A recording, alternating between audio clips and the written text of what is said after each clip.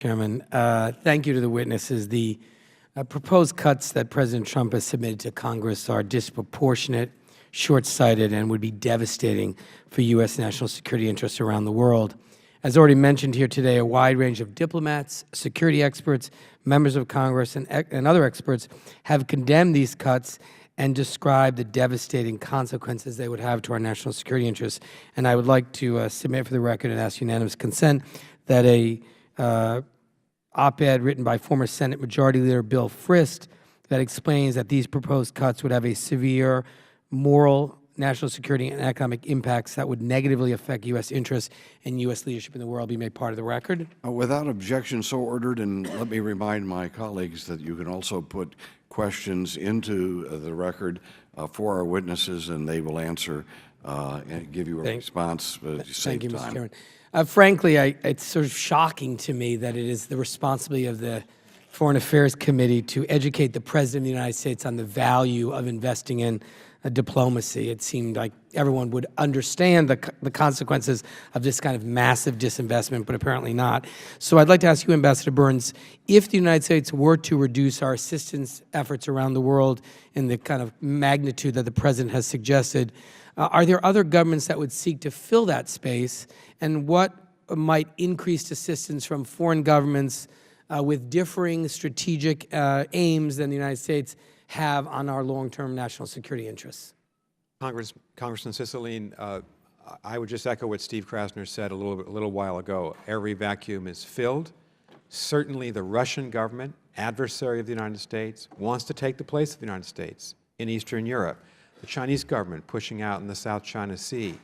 As the Trump administration said no to the Trans-Pacific Partnership, which I thought was a great strategic mistake, China will now set the trade agenda. So over and over again, we've been the liberal world order leader since Harry Truman's administration. Both parties have invested in that. And I think what these budget cuts, they worry a lot of people. They could be indicative of a larger retreat by the United States from its global responsibilities. Thank you, Ambassador Burns. I'd like to now turn to the United Nations. As you know, the Security Council has adopted sanctions targeting terrorist groups like ISIS and al-Qaeda and rogue regimes like North Korea in recent years.